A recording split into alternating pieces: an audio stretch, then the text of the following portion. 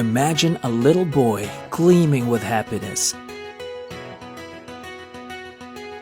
as he sees his father come home for dinner and playtime. No one will ever be separated from their loved one. Anyone can enjoy their trip home and get a fresh start tomorrow. Any business can thrive and bring happiness to people. Everyone can live peacefully, and children can enjoy playing outside. Imagine no more. We will make a few years the golden age of infrastructure in the Philippines to enhance our mobility and connectivity and thereby spur development of growth on equitable in the country. In other words, we are going to build and build. We are building a better Philippines by improving our strategy and focusing on three major outcomes: reducing travel time by improving and widening roads, and by adding expressways; improving our road safety and quality through engineering interventions and by prioritizing major projects; protecting homes and properties from natural disasters through resilient infrastructures. With these outcomes in mind, we created key programs that won't just benefit our economy, but also our community. As of this year, the Philippines is ranked among the top 10 cities with the worst traffic in the world. But is it possible to solve traffic? Yes. We have been trying to decongest traffic throughout the years, but finally, we have a long-term solution that will make people's lives easier and more convenient. The Luzon Spine Expressway Network. Aside from the 11 expressways we have today, we will be adding 18 more. The Tarlac-Pangasinan-La Union Expressway, where a section will be open to Urdaneta City and an extension that will accommodate vehicles in La Union from the decongested MacArthur Highway. The Central Luzon Link Expressway, where Phase 1 will connect Tarlac to Cabanatuan and Phase 2 will connect Cabanatuan to San Jose, Nueva Ecija. The Plaridel Bypass Phase 2, for travelers going through Balagtas, Giginto, Plaridel, Bustos, and San Rafael, Bulacan.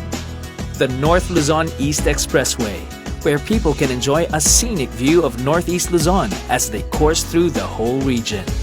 The NLEX Harbor Link Segment 10.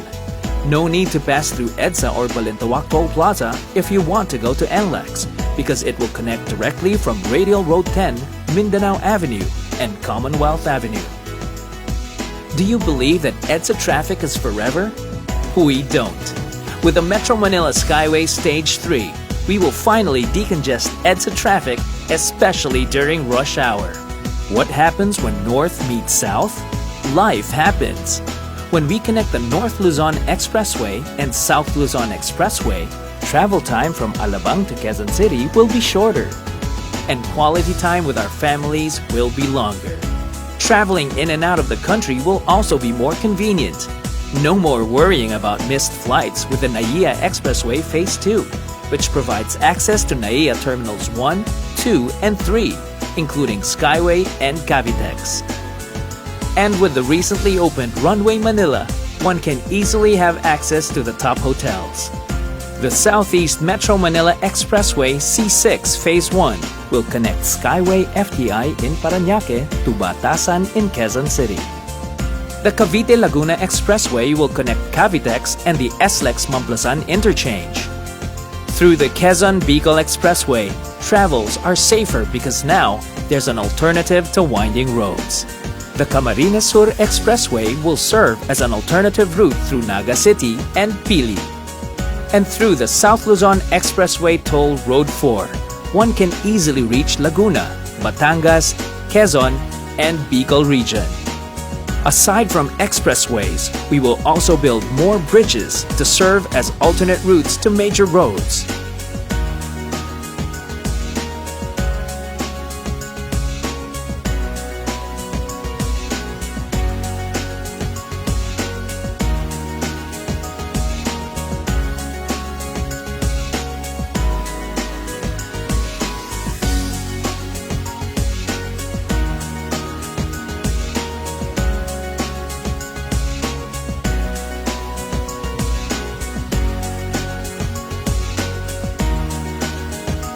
more than just traffic decongestion. We want to maintain the beauty of our cities by widening roads, bridges, and highways to make way for environment-friendly infrastructures like Radial Road 10, the road traversing the old Smoky Mountain area, Laguna Lake Highway, where we'll build bike lanes overlooking the lake, the Davao City Bypass, the Davao City Coastal Road,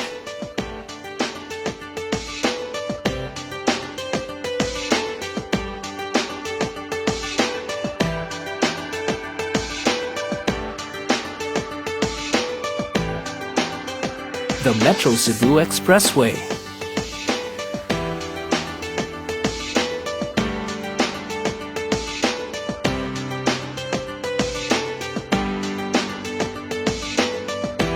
and the new Bacolod Economic Highway. With our economy's future in mind, we will drive agricultural businesses, especially in Mindanao, by improving logistics infrastructure network and improvement of 2,844-kilometer road network in northern Mindanao, Davao, Soxcargen, Caraga, and Zamboanga Peninsula with a Mindanao Logistics Infrastructure Network and an intermodal logistics system worth 98.15 billion pesos, linking the whole Philippines through inter-island linkage projects, starting with the Panay to Guimaras to Negros Island Bridge and linking more bridges in the near future.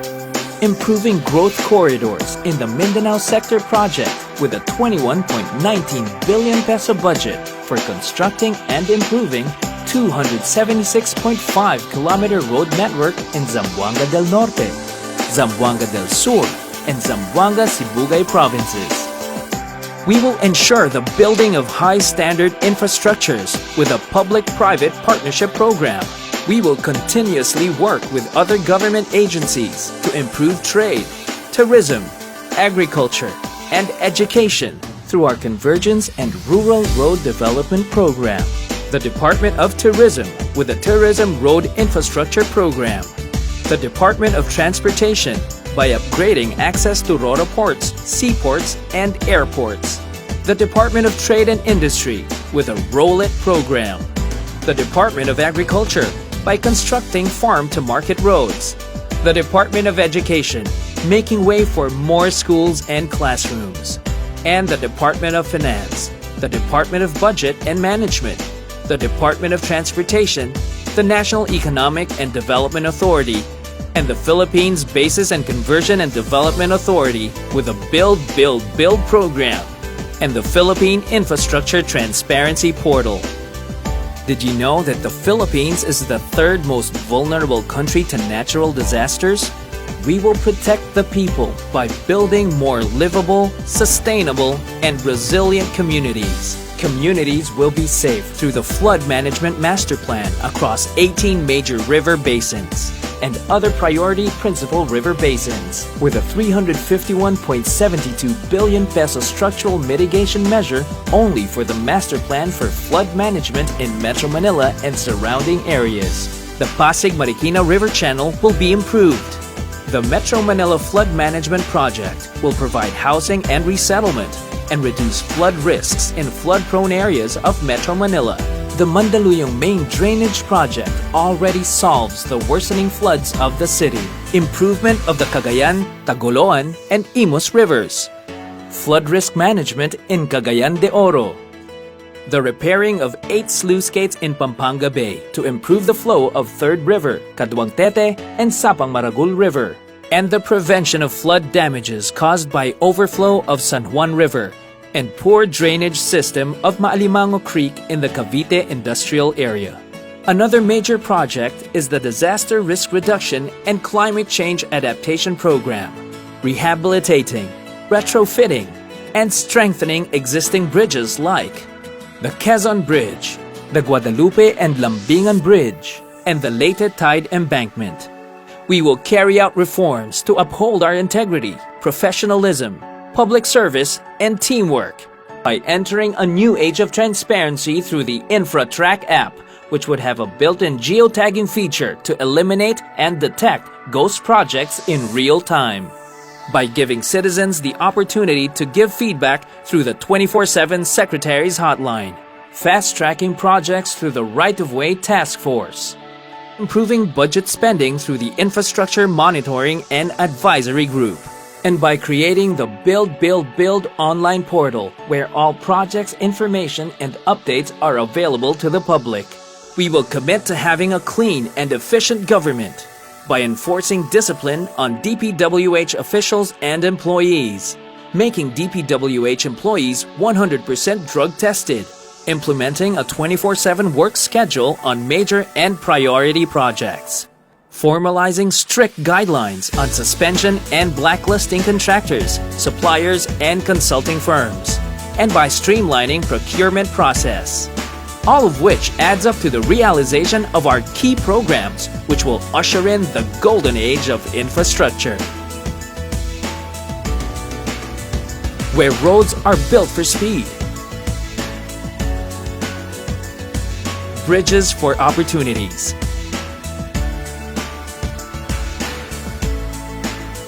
transportation networks for progress, and sustainable communities for growth. This is the time to build resilience, peace and security, possibilities and potential, dreams and brighter futures. Because the more we build, the faster we move forward. This is the Philippines that we have started building and will continue to build.